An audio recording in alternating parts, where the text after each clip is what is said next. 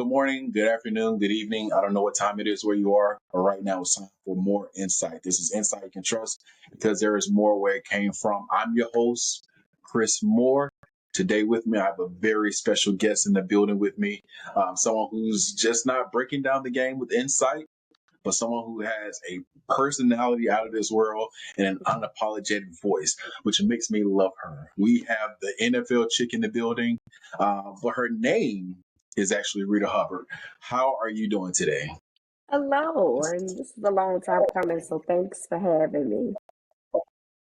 Absolutely, absolutely. The way I was introduced to you, one, by Black Twitter slash Black Sports Media Twitter, slash also Brother from Another. Yeah, So when I finally jumped this off, I was like, I got to make it happen. I got to get Rita on. I got to get a conversation going because there are some things going on in the world, in the sports world, that I got to get your perspective on. okay. And Twitter just don't have enough characters to get those thoughts out. And I ain't paying for the extra characters either, so there's that. He understand pretty good. He don't need no more money from us. Exactly. Let's start out. Well, before we even go into what's going on in the sports world, I want to know uh, the NFL chick is it's such like one of those simple names. How did you come upon the NFL chick? Yeah, so it started with a blog years ago. Fox Sports had like a blog community, and that was the name of my blog. And then I moved it from the Fox Sports community to like, I think Blogspot back in the day, with Google. And then I created a website and I just kept the name so then that, if anybody remembered me from Fox Sports and they found it, they would know, connect the dots. So it really just was, I couldn't come up with like a creative blog name. And then that was the name that I came up with. And it just stuck, you know what I mean? So I've had that name since about 2006. And I've just, used it and it's kind of turned into a brand of itself. I'm sitting here thinking it's a brand name like Pepsi. It's a Right. brand name, Exactly. and Exactly. that's that's the effect that you want with a name like that. So it's definitely worked out for you. Another question that I have for you: you said you had this name since 2006. It's 2025. You're going into 20 years of having that name. Over those 20 years, how have you seen the sports media landscape change as a Black woman? Oh, it's changed dramatically. I went from being in a blog community on a sports website to then, a blog spot page. And then, I tell people all the time, look, y'all ain't got to believe me, but it's true. I'm one of the trailblazers of like part of bloggers being put into big spaces. Um, we back in the day, I'm about to tell my age, we had Blog Talk Radio, which was like a podcast, but like it was a specific time and you had to call on your phone and then like other people you had to give people the number so they could like listen to your podcast. But it was called Blog Talk Radio. So we had a Blog Talk Radio show. We were one of the first bloggers to be invited to NFL events. So, because back then they didn't really view bloggers as real journalistic media. But I had the opportunity of, getting going to the NFL draft and, getting credentials for Super Bowl weekend. And again, I was one of the first bloggers to get that. And so then you go from that to then you get more podcasting. Podcasting obviously became more accessible. You didn't have to call on the phone. It was on your phone with the apps. And then the apps, finally started to progress. So our social media platforms have grown, Instagram, it used to be just be like Facebook. MySpace ain't even have an app. That's way back in the day. But Facebook, but now it's Did not. I joined Twitter in 2009 just to put my blog out there, just to get the content going and putting it somewhere so people can find it. But it's gone from Facebook and Twitter to, Instagram now and TikTok and, Blue Sky and all of these things. So it's grown in a really good way, but it's also grown in a bad way in the sense of everything is sensationalized, everything is done for engagement, for clicks. Nothing is the purity of talking about sports is long gone. So I continue to have those conversations. I'm not interested in sensationalizing anything. And, if people want to listen to that, then I'm your girl. And if not, that's understandable. You can listen to loud ass Stephen A. Smith all day. I don't know. Well, that's the thing. That's essentially why I started More Insight, because I wanted to actually have conversations about sports without having to do the Screaming A. Smith type of candor or the or how Shannon Sharp delivers his message at times, especially when it comes to women in WNBA. But this is an avenue that I wanted to create that keeps the essence of what we love about sports. Yeah, I don't want to talk about the highlights, but I love the stories about sports, and that's what makes me more of a sports fan than anything. That's why I don't have a team. I'm born in Atlanta. I live in Memphis now, but I've never felt a connection to Atlanta. My connection was always to different players. Granted, I'm always rep my city, Yeah, I was going to say, is and that I a already Falcon know shirt? that is the Falcon shirt. And the funny thing is, I went to a Saints and Eagles game last year. I didn't want to wear neither one of their teams, so I had to wear my Falcons. I got a rep for the home team. I'm a rep Atlanta all day. And being I rep Atlanta, you are somebody who reps be more to. If I cut you open, you're gonna bleed Baltimore. Absolutely, 100%. I come from my dad is from Baltimore. My mom moved here before I was born. So she's entrenched in, the culture. She's been here for, decades. I'm not telling my age, but you can take a guess. So, my dad has always been very proud about being from here, and he's always been very vocal about, like, you root for your home team. You don't root for somebody that you have teams in your backyard. There's no reason to give someone else your money. You root for those guys. And, that's just something that's always stuck with me. You know what I'm saying? And so I think another thing too is, like, people have their perceptions about Baltimore, and some of them are true. I mean, there are things that it's obviously got issues like most major, or We urban understand. cities. But there's so much beauty here too, and I really just try to find all the good things about, being from here, and I really try to portray it in, a good light. Now, I wish my sports teams would do the same thing, but I continue to do the That's the case job. in the majority of all the cities. Yeah, exactly. So, So I'm a church boy, and in church they like to bring you down and bring you up. So my first question to you, we're going to start with the Ravens. How have you processed the heartbreak, the disappointments over the last couple of years? yeah, I'm used to it. You know what I mean? I'm an Orioles fan, so I'm used to I'm used to Yeah, things just not working out the way that they were. I mean, and this is not an unfamiliar feeling. In 2011, when I thought that that team should have went to the Super Bowl, and they probably would have won. They lost in the AFC Championship game, and at that point, Flacco had been going to the playoffs every year, every year, every year, and just coming up short. And so, after a while, just going to the playoffs just isn't enough. But you get used to the feeling of, disappointment, failure. And unfortunately for me, that is where I'm at right now. You know what I mean? This team is good enough to beat down their opponents in the regular season, but when it comes to January, for whatever reason, they lose their way. And so, it is disappointing. It is disappointing. You would like to think by now that Lamar would have had a championship or two, and he's yet to do that. And I think that so many people want to see Lamar succeed because we all saw how he was treated when he was coming out of Louisville, and you want yep. that success story to exist. And although his success story is already great, he's only one of two guys that has a Heisman and NFL MVP. You want him to be the first guy to have the trifecta, right? Which then is the Super Bowl MVP.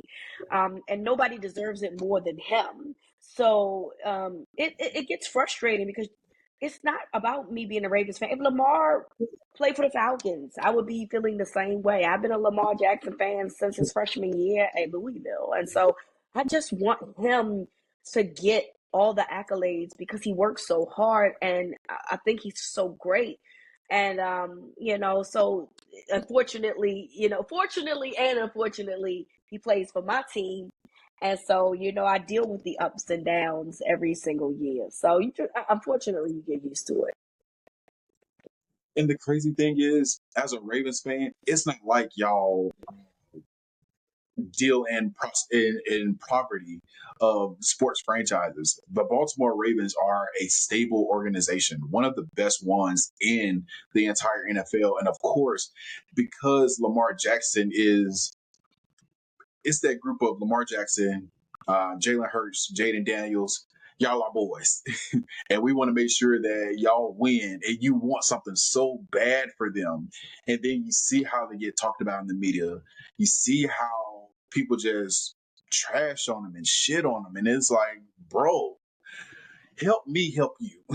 Right. Please. Yes, exactly. So, yeah, I mean, I really root hard for the black quarterbacks. You know what I'm saying? We've seen the Jalen story. He got benched in the national championship game, goes in the second round, and so good for him to get to the Super Bowl. And Jaden Daniels he looks like he's going to be a superstar. So, Yeah. you want them to do so well. So I'm excited to see how that goes. But hopefully, this is the year for Lamar to get over that hump. Speaking of hope, what gives you hope that this is the year? I mean, Lamar is always going to be the reason to give you hope. I think that the difference in the addition to Lamar giving you hope is the tweaks that they've made defensively. Because last year that defense really struggled. They were 31st at one point, and then towards the second half of the season they flipped the script and they got better. But one thing that was um, something that they just weren't good at was turnovers, and they didn't do any of that in the playoffs, which essentially you need that in order to help your offense. So this offseason they brought back Chuck Pagano. He's a very loved figure here in Baltimore. He was once the Yes. defensive back and then the defensive coordinator here, so he's back to help Zach Orr, who young guy, Yeah. former player on his second year for his defensive coordinator position. And then, of course, the Jair Alexander pickup. And yes, we know that Jair can't stay healthy. I think that's not a thing. That's why you kind of get him on a discount because he can't stay healthy. However, when he is healthy, he's one of the better corners in the National Football League. And then you have a Kyle Hamilton. You go out in the draft and get Malachi Starks. And then you got Marlon Humphrey and some other guys and Nate Wiggins. So I'm excited about what Chuck Pagano can do with these guys. I'm excited about what the secondary will look like, which I think will be much different than what we were used to last year. And Yes. so to me, they feel more complete now as a team as opposed to, the offense trying to like hold up the end of the defense who at times, really struggle. Yeah, I agree. One thing that I did see last year, like you just mentioned, the defensive backfield was essentially the downfall, the Achilles heel of the Ravens. And I'm Yep. glad that Chuck is back there. Glad to see him healthy again. Yes. Like you said, he's in Baltimore. So I'm excited to see him, Jair. I'm a Buffs fan, so of course because of Coach Prime. So I'm glad to see LeJohntay Webster on the Oh team. I yeah, saw they yeah. returned. Yeah. kickoff or punt return, in a punt return Yes. tonight. So shout out to him. Can't wait to see what he does there. I just interviewed Anthony Miller a couple of weeks ago, one of the receivers I saw. Yeah. in Yeah. Baltimore. Dope guy. I've always low key have been like a Ravens fan. I just didn't make the full throttle commitment. Ray Lewis is one of my favorite players of all time. Favorite. I'm thinking about even back to the 2000 Super Bowl, just his entrance. I remember Peter Bowl, Ross Woodson, Dwayne Yeah. Starks. Yeah. I Yeah. remember like I remember when Tony Banks was stinking it up at the beginning of the season, Well, and they except won for week a great 2, deal because for he him. lit it up against the Jags week 2, but after that it was all bad. And Tony Banks, one of the best play action quarterbacks of his And time, but he just couldn't put it together. Like he he just couldn't be fell apart. consistent. So Yeah. he can be consistent. So he got a ring though. He got a ring from it. He did get a ring. Yup. And now somebody else in that division is making a lot of is in a lot of conversations, and that's Shedeur Sanders. Everyone is talking about how he's not being played a fair hand. I want to know from you: do you think he's being treated fairly? What do you think about his treatment in Cleveland? Is Cleveland the place for him to be?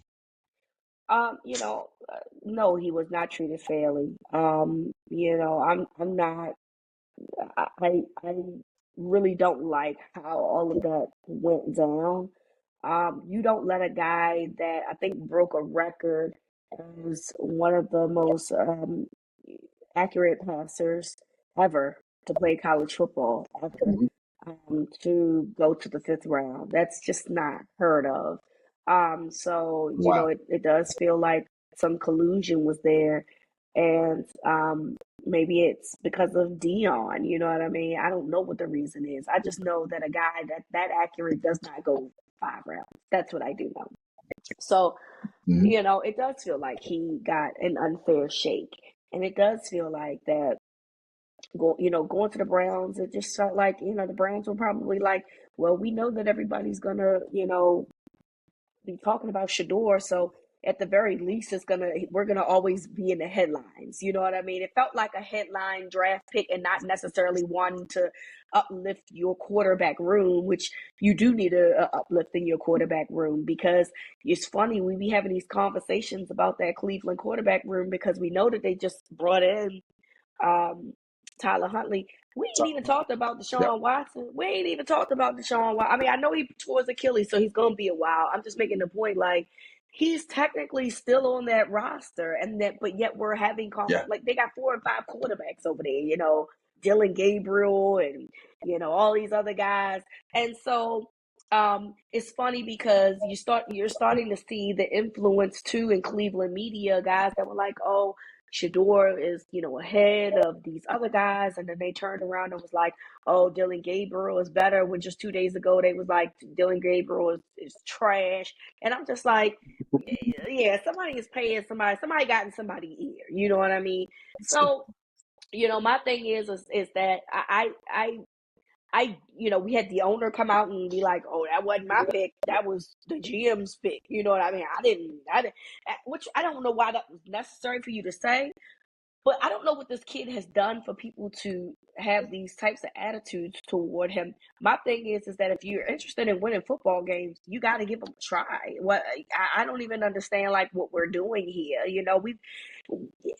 don't know that the kid has ever like been arrested or done anything or domestic violence. Well, that wouldn't matter in the NFL. They don't care about domestic violence against women anyway. But ultimately, he's not done anything to not give him an opportunity. So I wouldn't like to see him in Cleveland because I do think that he has talent. And I don't want him to play against my Ravens. There's that. That's the biggest part. But also, I don't even know if he's going to get a fair shot there. So I hope that at some point, Shedeur can find a home that they equally want each other, and not make this about a spectacle in the media, but make this about true development of a quarterback and thinking that they can make him be a superstar or the superstar that he is. So I'm rooting for him Because at the end of the day, there's too much scrutiny over this kid, and he's not done anything to deserve any of Agreed. I may be reaching here, so let me know if I'm doing too much. I think Cleveland is just BSing us. They putting the cover over our eyes because they see that Shedeur is so good that I don't feel. Granted, if he's supposed to be starting, he's at least supposed to be running with the first team. that. Yep. That's norm. But they don't even let him run with the ones.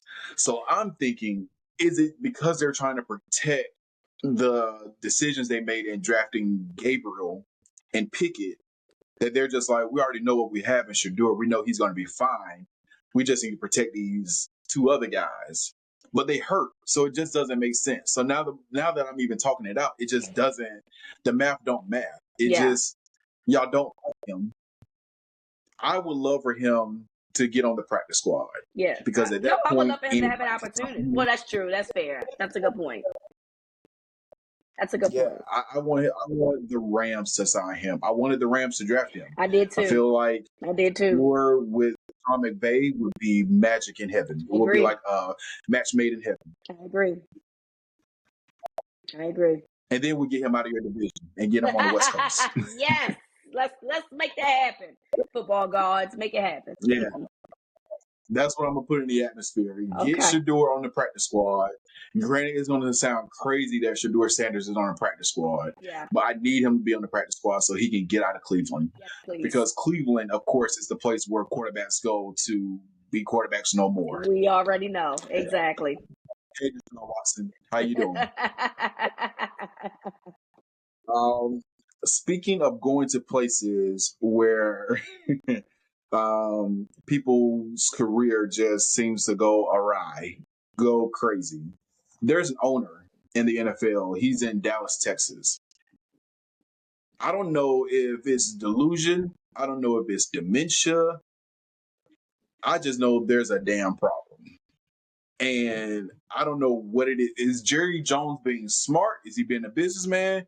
Or is he just being shiesty? Both. I think Jerry Jones is both. I think he's a shiesty businessman. Jerry Jones is like a car salesman, man. He's gonna sell you whatever it is that he can, but he also trying to squeeze the most out of what it is that he can get from the situation, not benefiting you, the consumer. So we know that Jerry Jones cares more about marketing than he does about winning. He's not said that. That's just how he moves. Because if he moved like he cared about winning, he would have signed Derrick Henry last year when he was available, and he didn't. Sure. Derrick Henry has a house in Dallas, but glad he didn't. Thank you very much. Exactly. So Jerry Jones is a guy that cares more about the marketing of the Dallas Cowboys than the winning of the Dallas Cowboys. And I think that with the situation with Micah Parsons, I think at some point he will get a new contract. I just think that this is, a situation of, let's stay in the news and let's make it a news thing and, do all of that and try to, get all of the garner, take the attention from everybody else. And then at some point, Micah Parsons gets his deal. The problem, though, is that Jerry Jones is 80-something years old. So those games that he's played in the past are coming off really weird now. Like I really could not compute what he was talking about with the whole Des Bryant situation when they asked him about the Micah Parsons deal, and he's like, "Well, they just don't be answering my call, and they said they used to be on the corner," and I was like, "I don't think that's true. I don't think somebody said that to Jerry Jones."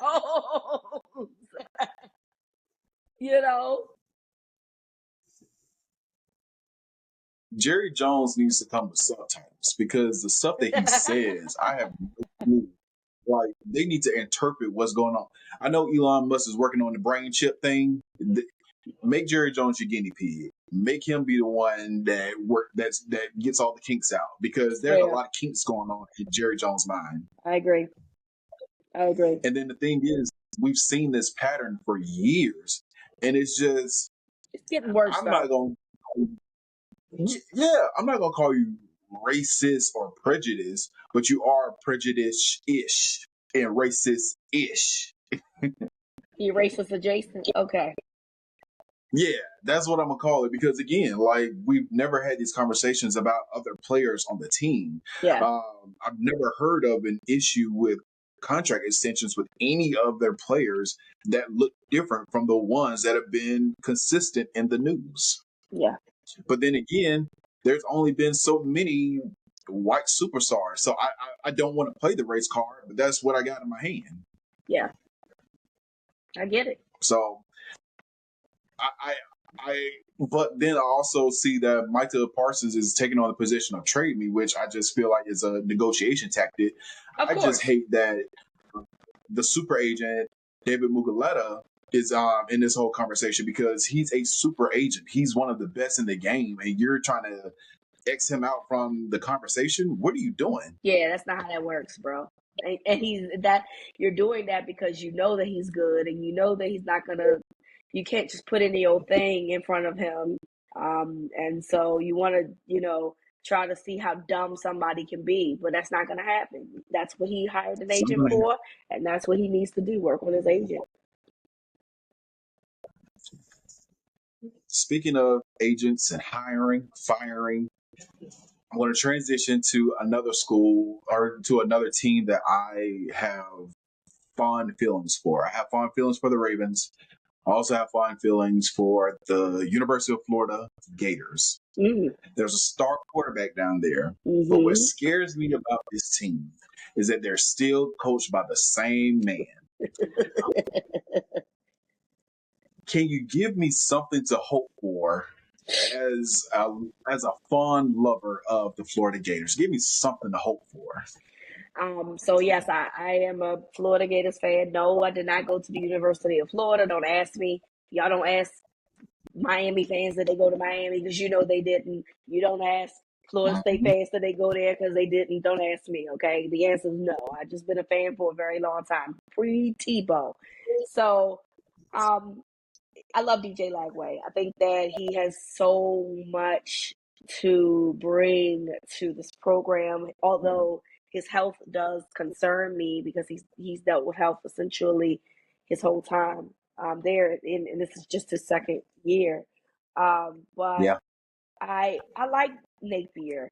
I don't Napier the play caller and Napier the concept creator are two different animals, two different people. And what I would say that is that Napier is when it comes to concepts, offensive concepts. I think that he's as good as anybody when it comes to scheme. My problem with Napier has always been you want to be the person to make the calls, calling the plays, and sometimes you're not. A lot of times you're not good at it, bro. Get somebody else to do it. Keep the concepts, but get somebody else to come in here and do it. And so, um, for a guy that was I think 4-5 at one point and had a gauntlet of a schedule to end the season and to muster up those wins against LSU, against Ole Miss, or whatever. At the end, you have to. You can't let a guy like that go because that means that these kids are listening. You know what I'm saying? yeah, They were underdogs essentially in those two because those are two, I believe, top 10 opponents that they had played at that time. And if you're beating them, you're beating those guys. Your kids are listening. So you have to give a person an opportunity, and you have to give them money in the time of NIL. You got to give them money, which they've done. They've done a good job of that.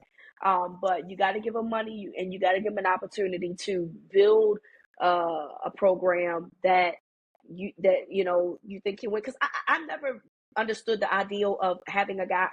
3 years. He gotta get it together. Well, these kids don't be here for 3 years. I don't even understand that logic, right? It's about, do you think that the product that the person can they recruit? Which Napier can recruit. Do you think that what he's doing on the field can carry over and build a winning program? And I don't think that 3 years gives you an opportunity for that. So I get the frustration with Napier. He is a very frustrating individual. But the biggest frustration is not it's not that he can't coach, and it's not that he can't recruit. He can't call them plays, and that's the. I have to get somebody else to do it. Okay, he's not gonna do it, so he's gonna piss me off. I already know how it's gonna go. I'm prepared to be pissed off quite a few times, but also with getting guys like a Dallas Wilson that they flipped from Oregon, those types of guys, those are the guys that's going to run his offense, and they are, barring injury, they're going to look nasty. Yeah, it's going to be nasty. Only thing, I think my issue with Florida, along with Billy N,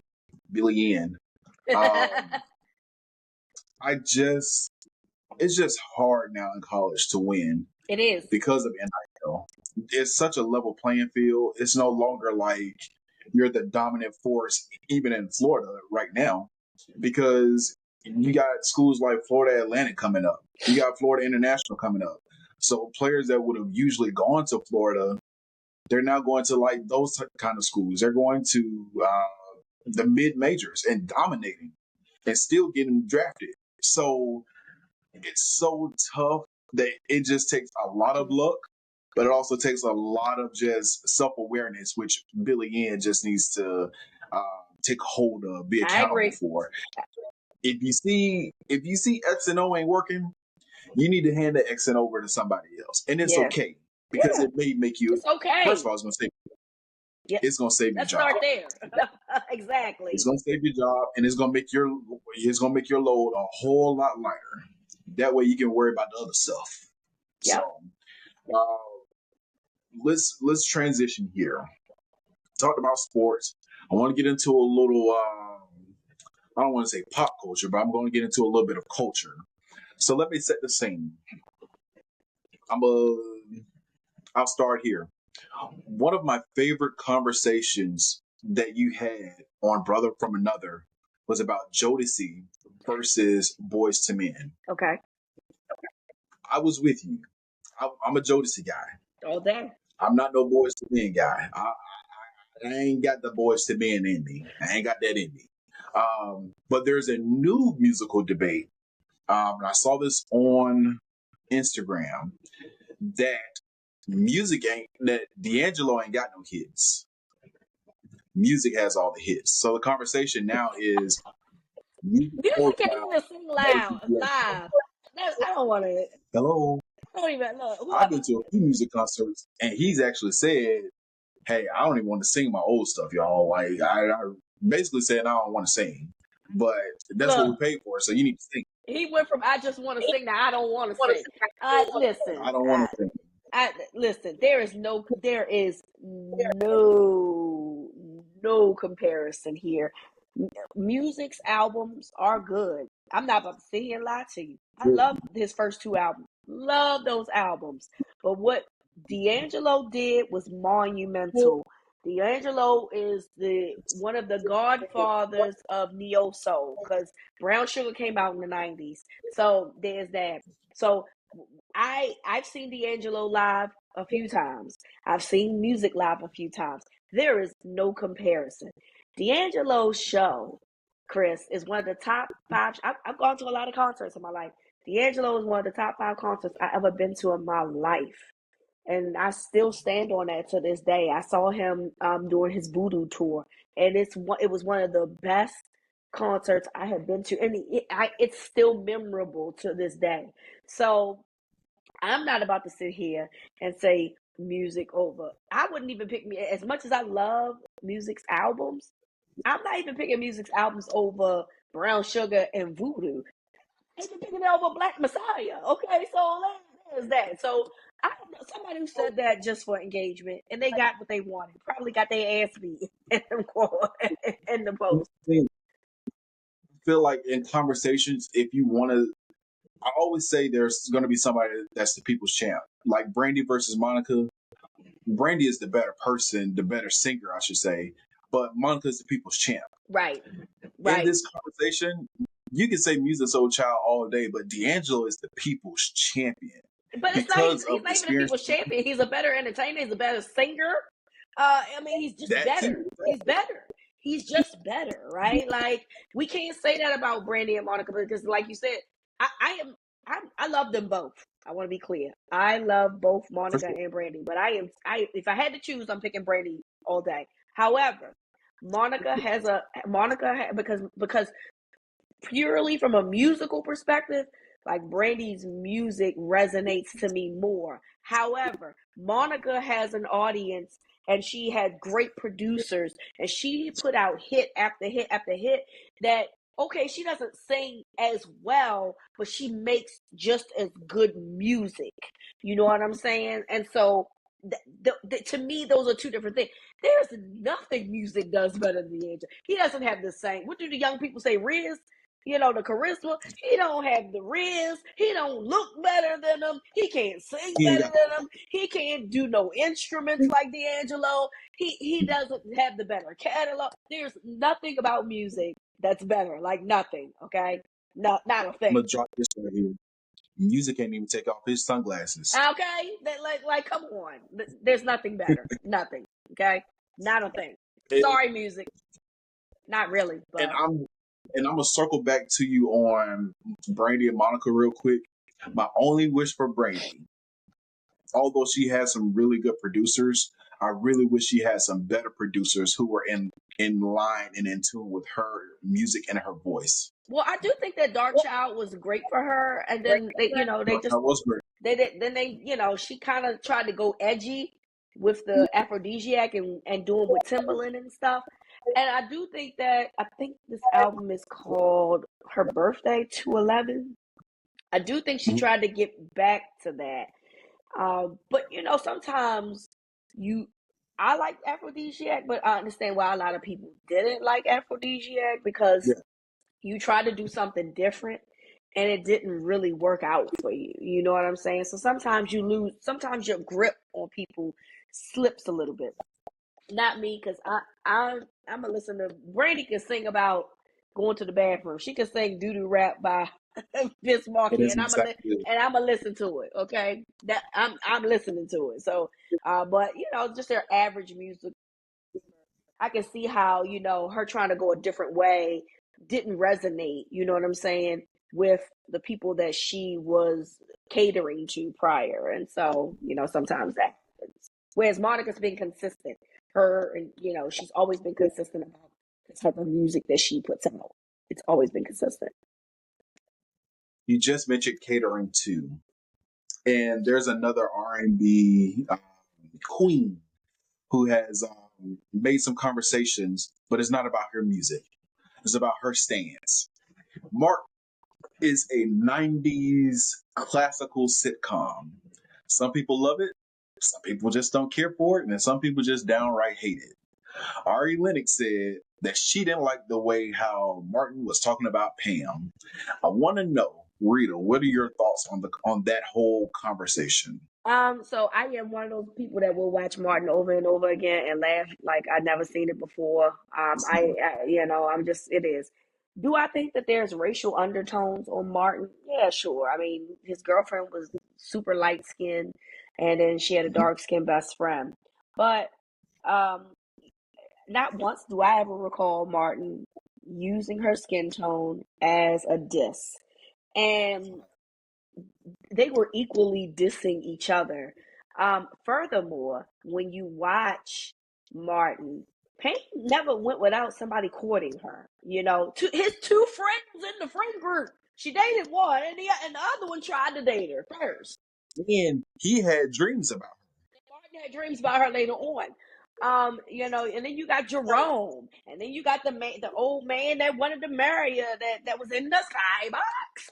You know what I her. And mean? Like, so you got all these. Pam was never without a date. Okay, now she couldn't keep a man. All right, she couldn't keep one, but she could get one. Okay, so she was never perceived as being ugly. And I don't know anybody that looked at Pam and thought that Gina was better looking than her. I don't know any growing up. I don't know anybody that looked at both of them together. And they've been together a long time because they was in Little Shop of Horrors together. But I never looked at anybody or heard anybody be like, "Oh, that Gina, she better looking." Even from the rip. People loved Pam. They loved the way her style. So I don't know what, I'm not here to tell Ari Lennox how to feel about anything. Like, people's feelings are what they are. I don't know the basis on what that comes from, but to me, that's a problem from within. Because, like I said, I've never heard him call her darky or, nothing like that. And so somebody was like, well, I mean, he was making jokes. He was saying BDB. And I was like, I didn't call BDB. I got 4C hair. You know what I'm saying? Like, that is not, and I'm not Pam's complexion. So that was That's not. not specific to being dark skinned. It was specific to having a nappy ass head, okay, which I did have. I had and still do have a nappy ass head. Okay, this is why I cut it short low so I don't have to deal with it. But that was not racially inclined. Like, I'm just like, I don't know what we're doing here. But my ultimate thought on this is, you have an option here. You don't have to watch the show. This is not a brand new show. This is a show that is 30 years old. And if it triggers you, don't watch it. You know what I'm saying? That's just like me watching All in the Family when I was a kid and being like, that's white man racist as hell. Now, I did laugh and I loved All in the Family because it's funny to me. But it did not air when I was growing up. These are reruns. If I don't like it, guess what I could have did? Just turn the TV off or change the channel to something else. Ari Lennox, if you have a problem with what is going on, it's nothing you can change from 30 years ago. It's not. So the best thing you can do is change the channel, put on something else, and call your therapist and tell her that a TV show that didn't even bring up dark skin triggered you. So I have a question though. If you have a problem with the jokes that Martin had, you have to have a problem with the jokes that Pam said, oh, because no, Pam. that's different. It's different. That's different. Calling that man short. She was short shaming that man. She was short shaming that man. And then we're gonna keep it a buck. If that's the case, Martin was hair shaming Tommy, job shaming, calling Cole wrong. Like, I think we're just doing a little bit too much. And like you said, if you have a problem that deep, go ahead and talk to somebody about it, Yes. because Gina had a big head. I mean, literally, they put the lady in the headboard, and so there were so many things that everybody got joked about. You know what I'm saying? And not one time that I ever recall he ain't called her a dog. But people like, well, that's what they said about black. And I'm like, no, they said about all black people. Like, I'm so confused. Like, what are we doing here? So, I'm not here to tell nobody how to feel about it. I just know I never personally heard any dark skin jokes, and I think that was on purpose. And I think Tashina, there obviously that there's an old interview that keeps coming up because of this whole Martin discourse, and she said that there were things that the producers wanted him to say, and he refused. And I gotta assume that was color, and so Martin didn't go there. You know what I'm saying? So if you got a problem with Martin, that's a personal problem, baby. That was back in the 90s. This is 2025. I don't know what else to tell you.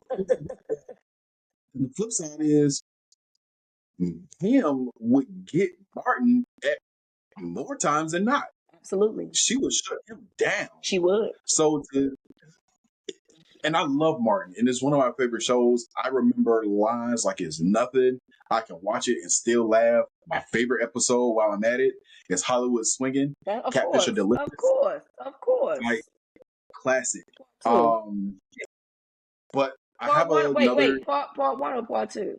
That's 2 parts to Hollywood Swinging.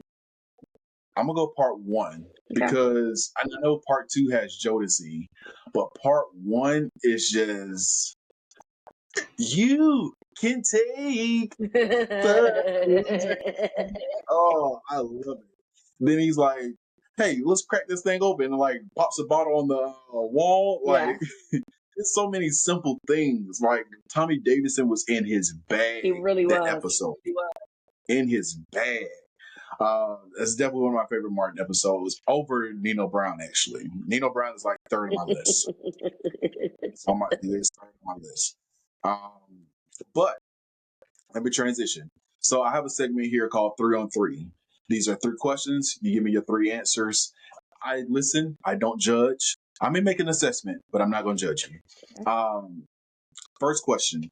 I need 3 of your favorite Baltimore restaurants. La Scala. It's like an Italian restaurant. I'm a little fake bougie, okay? Because I be eating around here. All right. So La Let's Scala is one of them. I love to go there. Hmm. It's a lot of restaurants. I'm just trying to think like where else. What do I want to put on the list? I guess. There you go. It's all right. And this, I am a Ruthie's girl. I love me some Ruth's Chris the chicken with the cheese in it. I'm not gonna lie to you, it'll never do me wrong. So if you want to judge, it's fine. I'm good with that. But that big chicken is always going to do me right. So that's La Scala.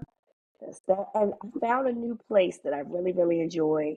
It's called Midlena. It's really good. I had an opportunity to try it during our restaurant week, and I can't wait to go back and like try everything else on the menu. So those are my 3.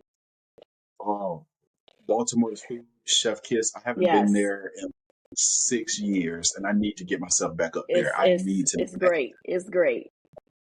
Oh, okay. Second question.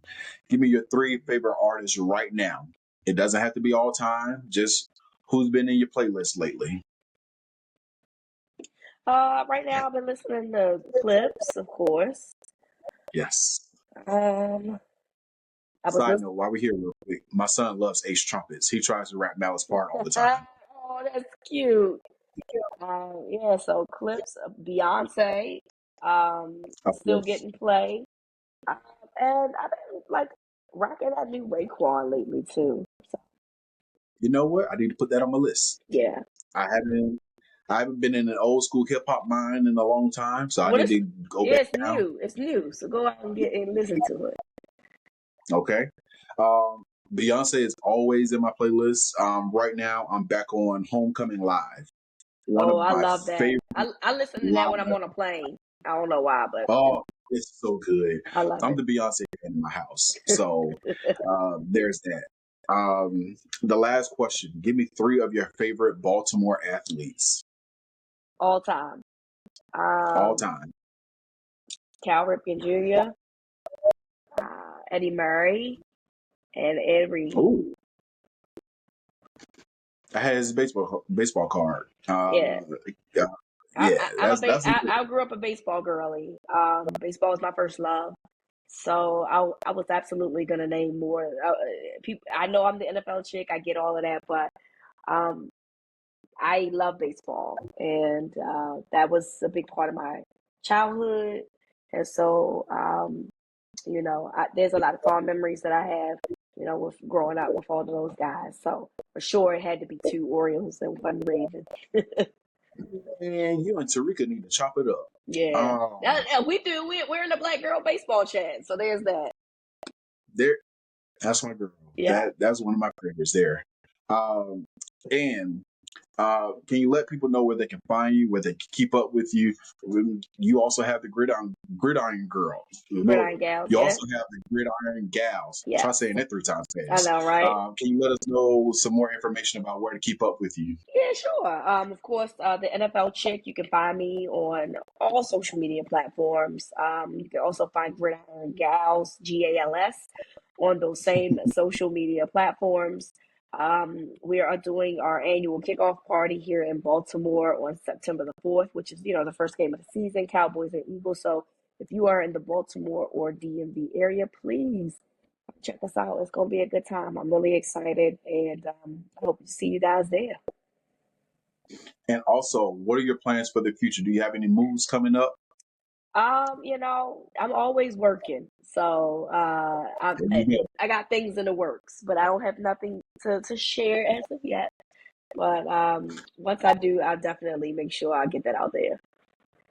Before I let you go, let me give you some flowers. Shouts out to you and Natalie Esquire because the Ladies First Fridays on Brother from Another, I miss y'all it. did good. I miss Yeah, it. I Thank definitely miss you. y'all for that. I miss Y'all it. definitely did the thing. I mean, I tell Nat all the time that that's one thing I miss about Brother from Another because it gave a new opportunity, gave a new platform, just a new exposure to people who we don't see on a normal basis. Yeah. Once I saw that, I was able to add y'all to my X Twitter thing, and I was able to see actually fresh faces who actually talk about things that I like to hear. Yeah.